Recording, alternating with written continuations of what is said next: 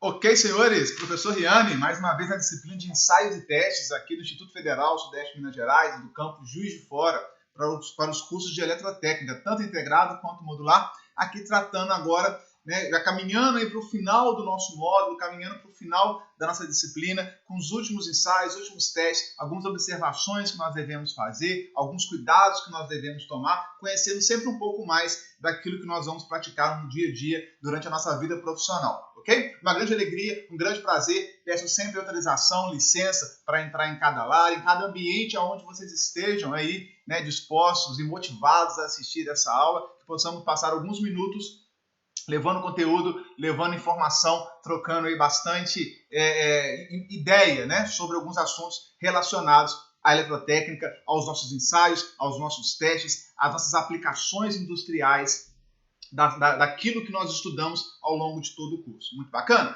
Joia! E hoje, na aula de hoje, eu pretendo mostrar, entrar um pouco mais em detalhe, algo simples, mas que tem que ser conhecido, algo simples, mas que tem que ser observado, né, tem que ser entendido sobre o princípio de funcionamento de vários instrumentos digitais, principalmente aqueles relacionados à medição de grandezas elétricas, de tensão, de corrente, que os instrumentos, os multímetros, que são tratados como instrumentos True RMS. Aliás, né, afinal, o que seria isso? O que seriam esses instrumentos com essa descrição, com essa característica técnica? Instrumentos True RMS. Nós já sabemos, né, claro, do inglês, o RMS é Root Mean Square, né, que é o valor médio quadrático. É o valor médio quadrático de uma onda de tensão, o valor médio quadrático de uma onda de corrente. Nós sabemos que o nosso sistema ele é senoidal, ele é de 60 Hz, ok? E aí nós temos um valor médio, que os 127 volts que nós esperamos encontrar ali na tomada, é o valor RMS, é o valor ali médio quadrático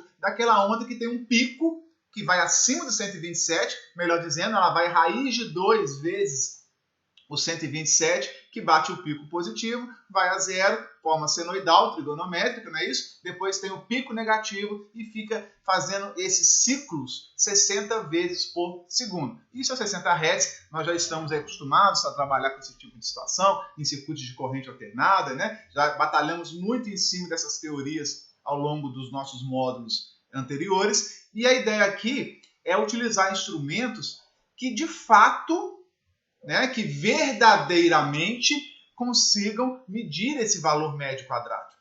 Será que os nossos instrumentos de medida, eu tenho aqui um multímetro, né, o primeiro multímetro que eu comprei, ainda no curso técnico, hein, ainda no antigo CTU, né, há 1915, há muitos anos atrás,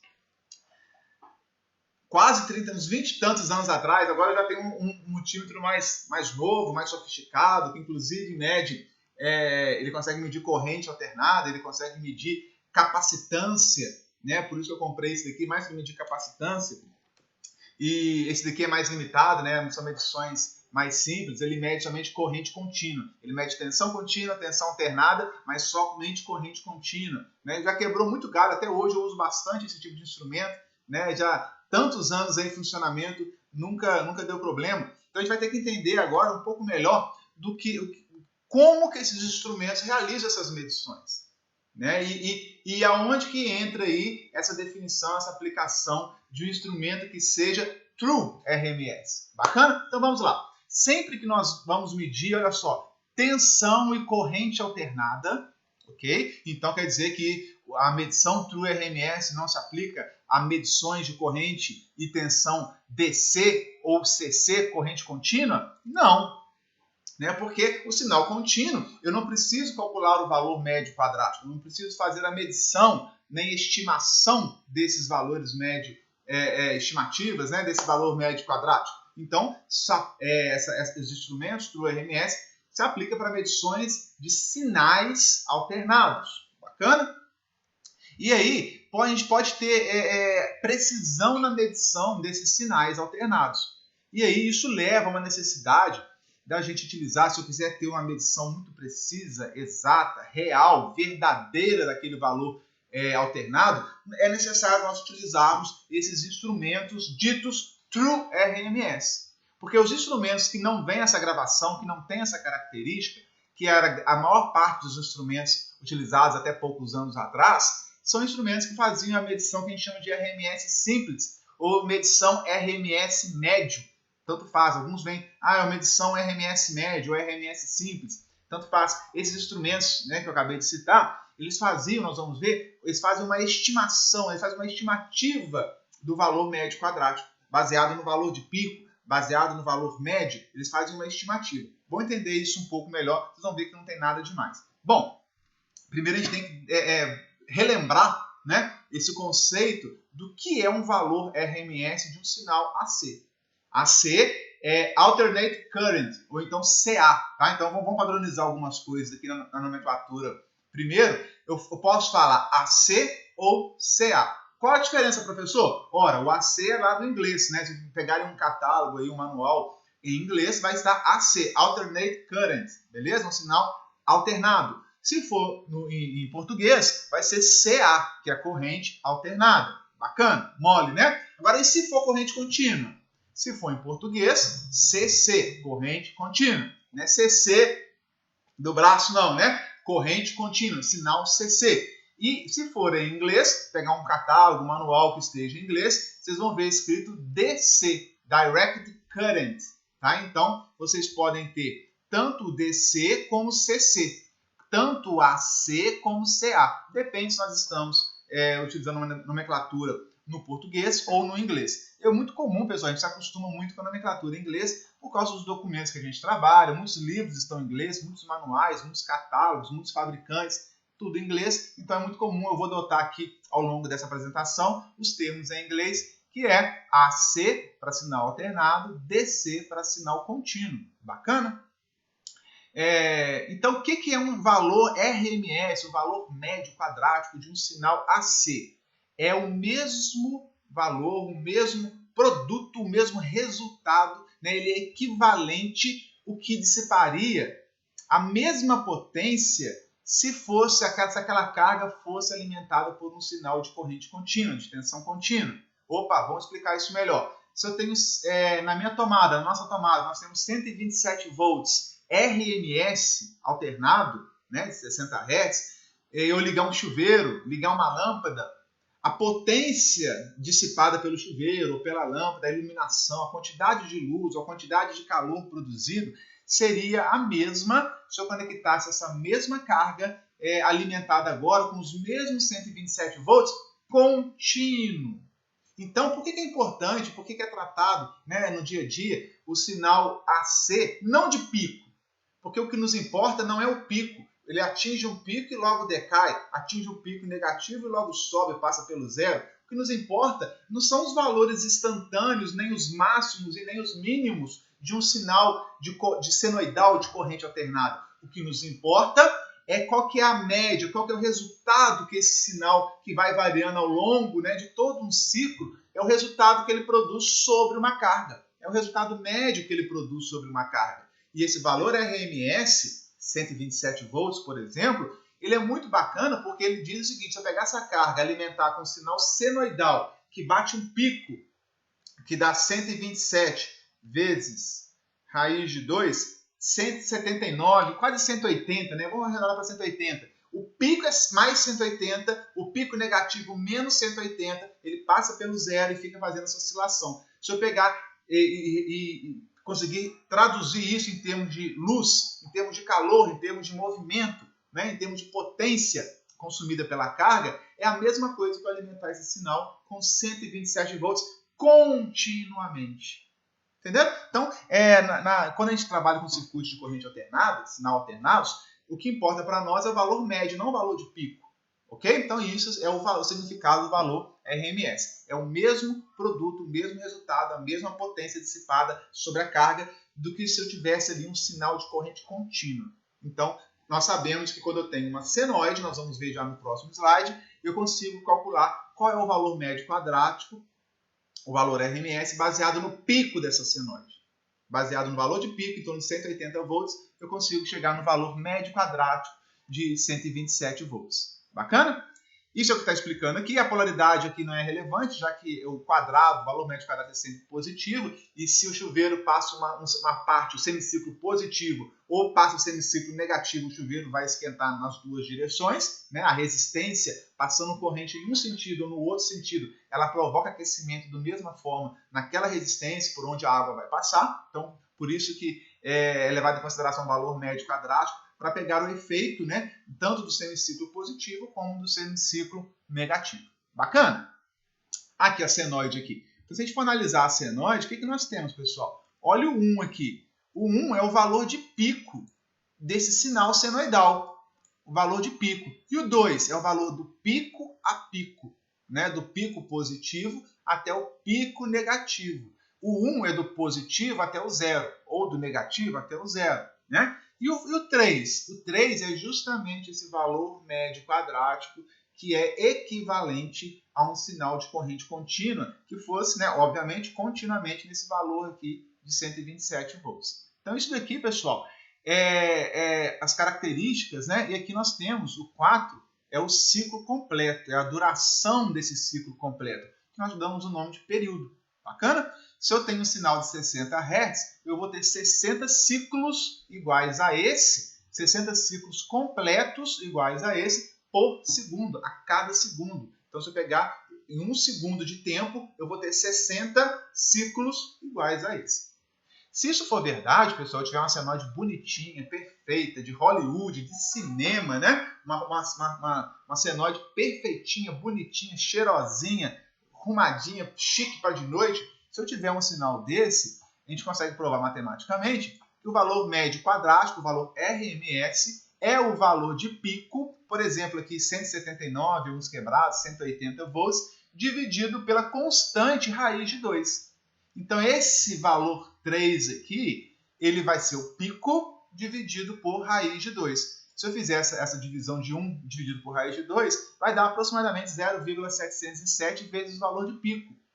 Então, nós sabemos, senhores, que se eu tenho um sinal, senoidal, basta eu detectar o pico, dividir, multiplicar por 0,707, ou pegar o pico e dividir por raiz de 2, tanto faz, que eu consigo determinar esse valor médio quadrático. Por que eu estou dizendo isso? Já pararam para imaginar como é que esse instrumento aqui, então, como que ele vai fazer, né, mostrar aqui no display o resultado do valor médio quadrático de um sinal senoidal, que está na tomada, por exemplo, né? Ele pode detectar o pico, em torno de 179, 180 volts ali, aplica um fator de multiplicação de 0,707 ou divide, né, o valor de pico por raiz de 2, e aqui ele vai te mostrar calculado, estimado, o valor médio quadrático baseado na detecção do pico. Por que isso? Ora, na eletrônica é muito mais simples detectar o pico de um sinal, né, de aplicar um fator sobre ele, dividir por raiz de 2 ou multiplicar por 0,707 e mostrar o valor médio quadrático. Determinar na eletrônica aqui dentro, né, um circuito para detectar esse valor médio quadrático é muito mais difícil, né, muito mais trabalhoso do que detectar o pico, o ponto máximo, e dividir por um fator, ou multiplicar por um fator. Está entendendo? Então, os instrumentos até então, os mais simples, os mais baratos, né, eles utilizam essa técnica, determina o pico ou determina um outro ponto que seja fácil de identificação, aplica um fator, porque nós sabemos que o valor médio quadrático sempre será o pico ou outro valor aplicado uma constante sobre ele para achar o valor RMS. Ah, professor, quer dizer então que esses instrumentos nos enganam? Não estou falando isso, né? Não se trata disso. Se trata de você usar um recurso conhecido de detecção de máximos, de mínimos, de picos, né? E aplicar um fator matemático seguro e chegar no valor RMS perfeitamente plausível. Não é isso? O problema não está aí. Não tem problema nenhum em se fazer essa estratégia. Muito pelo contrário, né? Isso é engenharia, né? E por isso que a gente estuda, por isso que a gente desenvolve os modelos matemáticos, justamente para usar ao nosso favor. Ok? Isso é pura engenharia. O problema não é esse. Não há nenhum problema nesse tipo de solução, de tecnologia, de equipamento. O problema é quando nós temos uma onda que não é perfeitamente senoidal, que não está tão perfumada assim, que acordou de mau humor, né? que o time dela perdeu no domingo. E aí é uma onda que é uma senoide distorcida, com deformações, com transientes. Não é uma onda puramente senoidal.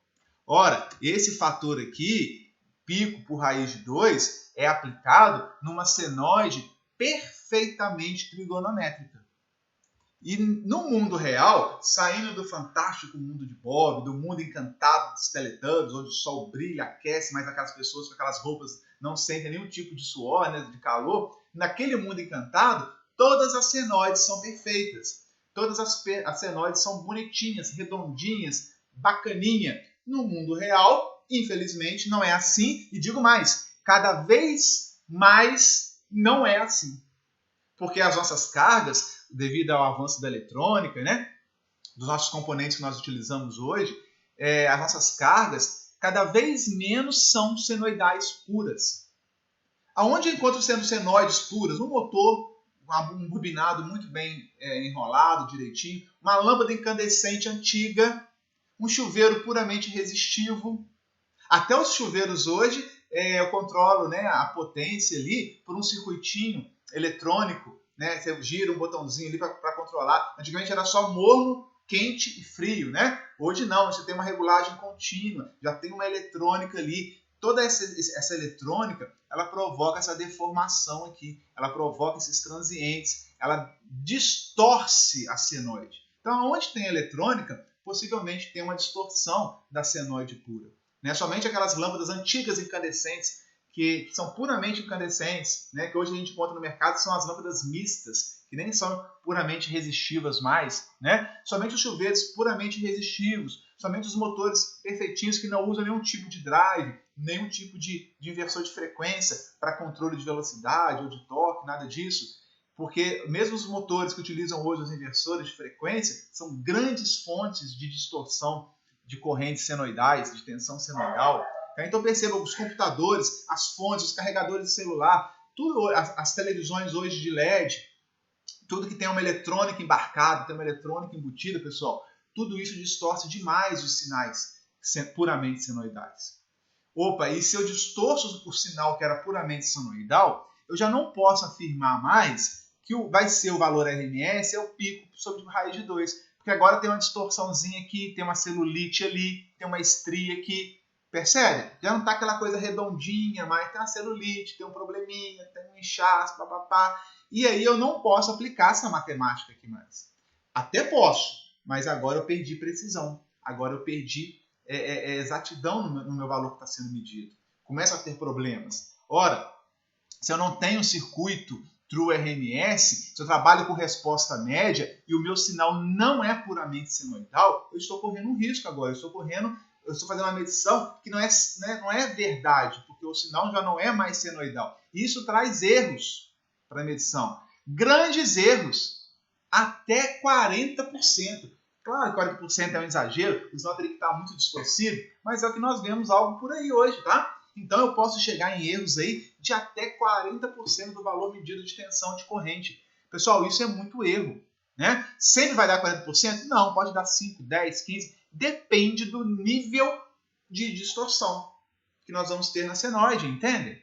Ok? Então, se eu tenho um sinal 60 Hz que não é puramente senoidal, ligo o alerta. Eu posso usar esse instrumento? Eu acabei de medir ali agora na tomada, ali não tem carga nenhuma conectada, né? Sem carga, dá ali próximo de 125, 128, bacaninha. O problema é na hora que eu conecto uma carga, ou tem outras cargas na minha residência, na minha instalação, na minha indústria, que estão jogando muitas componentes harmônicas ali, usam muitos filtros eletrônicos que vão distorcer nesse sinal. E aí eu começo a perder, eu começo a ter muitos erros na minha medição, devido a esses transientes, devido a essa deformação. Olha que bacana essa imagem aqui, senhores. Eu tenho aqui um sinal puramente senoidal, posso usar qualquer instrumento para medi-lo, tranquilo. E aqui embaixo já tem uma senoide que está bem distorcida. Ah, professor, essa distorção aí está grande demais, né? Isso não acontece na prática. Nós vamos ver que acontece muito, tá? Então, olha só, um sinal totalmente distorcido. Aqui o raiz de 2, pessoal, já não é verdade. Aqui em cima é. Aqui embaixo já não é verdade. E aí, só um instrumento que é True RMS seria capaz de medir esse sinal aqui de baixo com clareza, com qualidade, com exatidão. O sinal, o instrumento RMS simples ou RMS médio não seria capaz de fazer essa medição. Bacana? Bom, deixa eu te mostrar um caso real aqui então. Olha só, nós conseguimos fazer isso lá no nosso laboratório, né? Nas aulas quando é prática mesmo, a gente consegue fazer essa medição usando um osciloscópio. Uma lâmpada incandescente com sinal, a carga linear, puramente linear. O que é linear? Uma senoide perfeita. E agora aqui nós temos uma lâmpada fluorescente compacta, que tem uma eletrônica aqui para fazer ela funcionar. A gente fala que é uma carga não linear. Olha só a diferença do sinal de corrente de uma lâmpada incandescente pura, carga linear, de uma carga que é não linear, que já tem uma eletrônica ali, que tem uma distorção harmônica. Isso aqui lembra uma senoide? Vagamente, né? Muito vagamente. Será que se eu usar um instrumento RMS simples ou RMS médio, eu vou conseguir medir corretamente esse sinal de cima? De cima, sim. E o sinal de baixo? Não. É onde os erros acontecem. Se eu utilizar instrumentos que são RMS médio ou RMS simples. Nesses casos, onde eu tenho distorção, onde eu tenho cargas não lineares, o correto é a gente aplicar multimedidores, né, multímetros, voltímetros, amperímetros, que fazem a medição True RMS. O que um instrumento desse tem de mais? O que um instrumento desse, True RMS, ele tem para conseguir medir da forma correta, né? Como que ele trabalha? Deixa eu ver se eu tenho aqui uma... Esses que são True RMS, pessoal, eles trabalham fazendo a medição ponto a ponto de cada pedacinho desse, fazendo a integração ponto a ponto da onda. E quando ele faz a integração ponto a ponto da onda, ele consegue ter o valor médio quadrático real. Não importa qual seja a onda. Pode ser uma onda totalmente bizarra como essa, pode ser uma onda dente de serra, triangular, quadrada, senoidal, não importa. Né? Independente da forma de onda, ele vai fazendo a integração pontinho por pontinho aqui, ó, e depois que encerra um ciclo, né, ele vai dar o valor médio quadrático real, exato. Não tem como ter erro. Então ele lê senoides perfeitos bem, lê ondas triangulares, bacana, dente de serra, lê quadradas, retangulares, o que vier ele traz. Né? É igual um Jeep 4x4, não importa o terreno. Né? Sobe, desce, passa em lama, buraco e gira, não fica atolado. Né? Então, o instrumento que é True RMS é um instrumento feito para qualquer tipo de parada, qualquer tipo de terreno. Diferente do RMS simples, que ele é feito somente para ondas senoidais puras, cargas lineares puras. Estão entendendo? Esse é o objetivo. Então, o que muda é a eletrônica embarcada ali dentro, é a tecnologia utilizada, muito mais sofisticada. Né? Um instrumento que ele é True RMS, ele é muito mais sofisticado, ele é muito mais caro, obviamente. Né? A eletrônica é outra, a tecnologia é outra, o recurso é outro, né? Para conseguir fazer medição ponto a ponto, independente da onda. Bacana? Olha que interessante essa tabela aqui, que mostra um instrumento com resposta média, ou RMS simples, ou RMS médio, mesma coisa, e um True RMS. Se for uma senoidal, aqui ó, uma onda senoidal, bacana, a medição é correta nos dois casos. Né? Se for uma onda aqui, olha lá, se for uma onda quadrada ou retangular, eu posso ter no instrumento simples uma medição 10% a mais superior. Né? Isso baseado na matemática. Uma onda puramente retangular desse jeito aqui, ele vai ter um erro de uns 10% para mais. E aqui embaixo vai medir corretinho. Para o RMS, não importa, sempre vai medir correto. Olha só, tem uma onda aqui, ó, que foi uma retificação simples, né? Uma retificação aqui com ponte trifásica de diodos. Então nós temos essas ondas que nós trabalhamos no dia a dia aí nos nossos equipamentos, nos nossos instrumentos, nas nossas cargas. Aqui eu posso chegar a um erro de 40% menor na medição no instrumento que é a resposta média. Aqui varia de 5 a 30, depende muito um pouco da forma de onda, se for exato, se for da distorção que nós vamos ter. Então olha só, o máximo aqui, ó, nessa tabelinha, posso ter um erro de até 40%. E o True RMS? Passa em qualquer terreno, qualquer sinal, qualquer onda. Né? Ele é 4x4, ele não atola não, ele vai que vai. Não é isso? Então essa é a diferença desses dois instrumentos. Ok?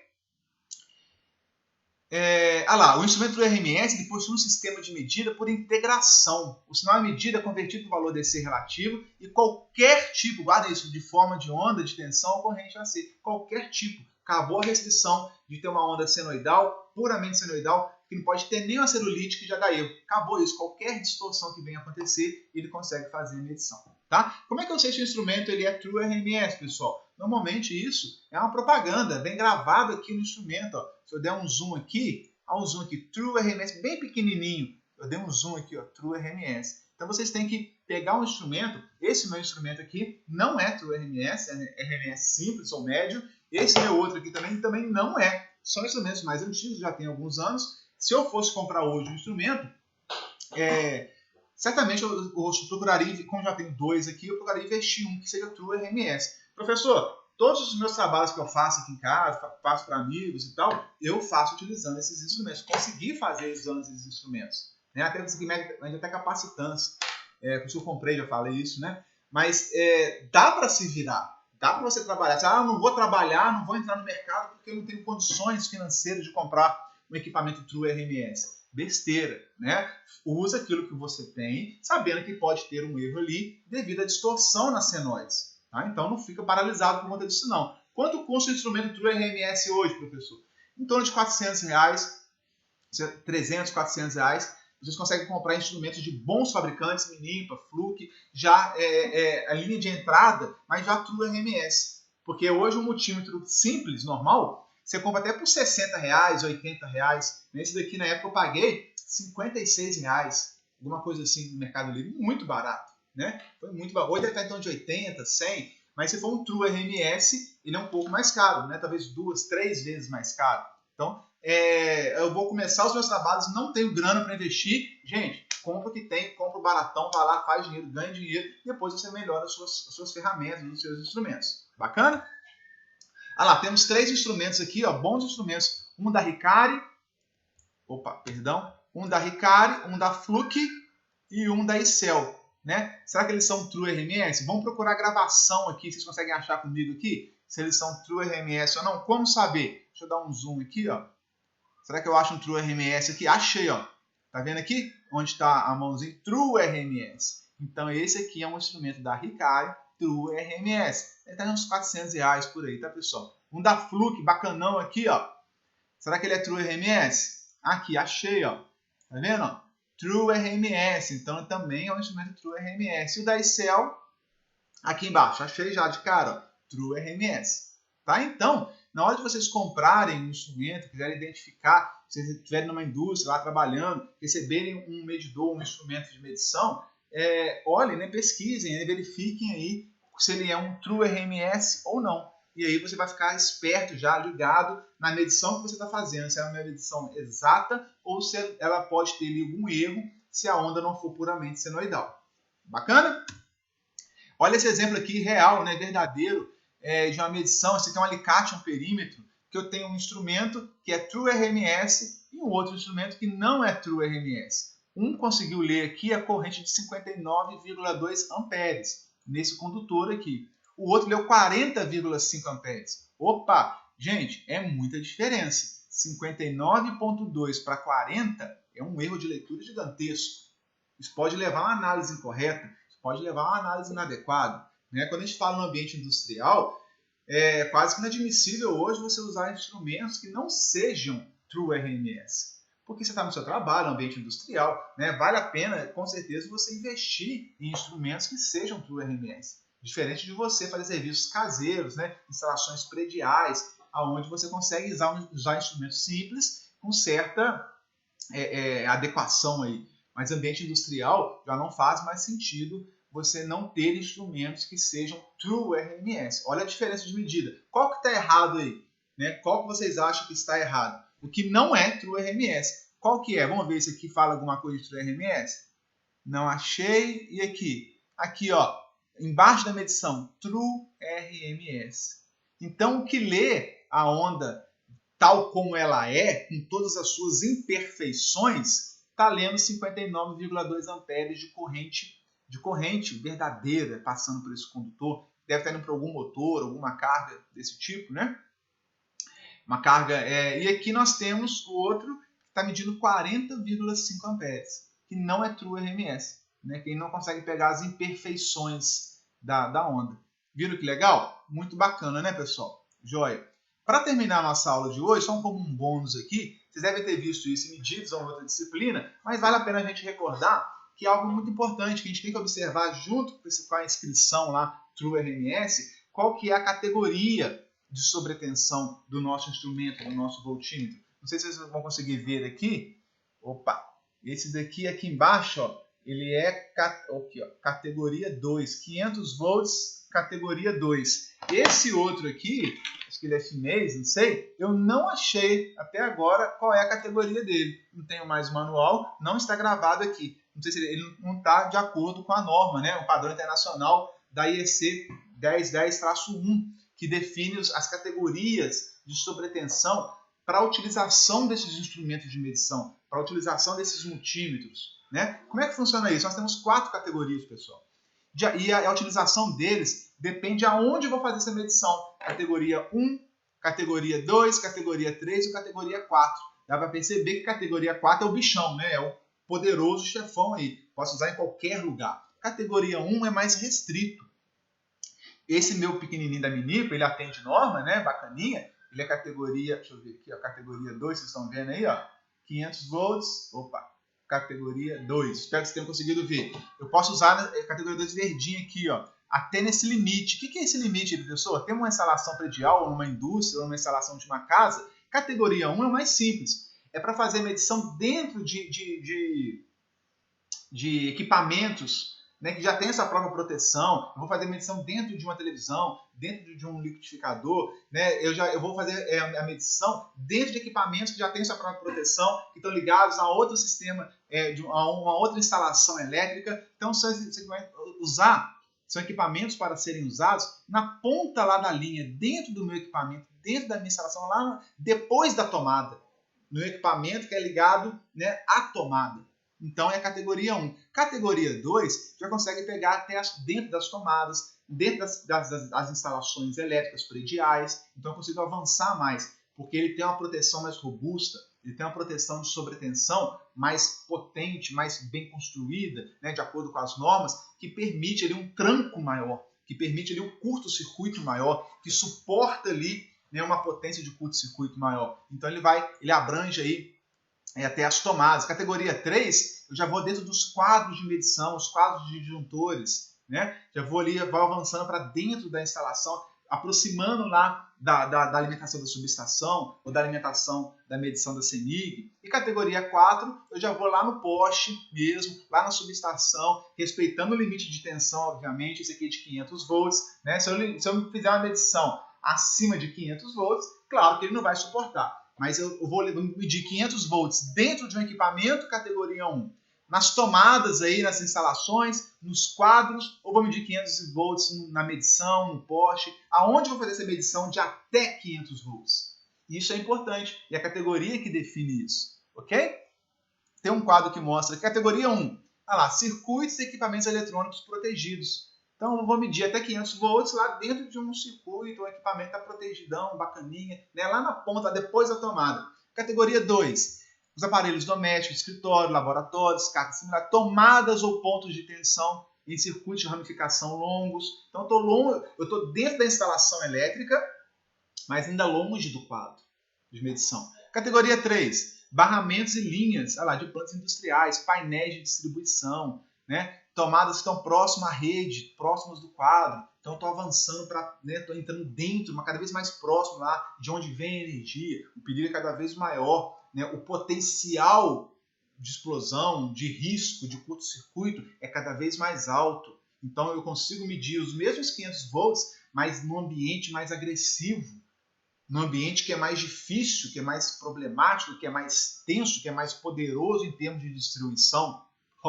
Agora ficou bom. Tenho certeza que vocês vão entender dessa forma. E categoria 4, eu já vou lá na parte do primário, no transformador mesmo, né? As linhas lá, eu estou dentro já da parte de onde chega a energia, né?